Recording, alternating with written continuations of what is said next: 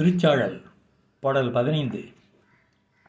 கடம்புரியும் கரிமாவும் தேரும் உகந்து ஏறாதே, இடமும் உகந்து ஏறிய ஆறு எனக்கு அரிய இயம்பேடி.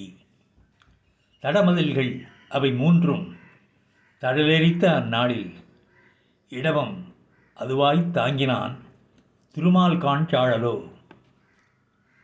இதனுடைய அர்த்தம், ஒரு தலைவனாக இருப்பவன் யானையையும் குதிரையையும் தேரையும் தேர்ந்தெடுத்து ஏறாமல் இடமத்தை வாகனமாக கொண்டது ஏன்?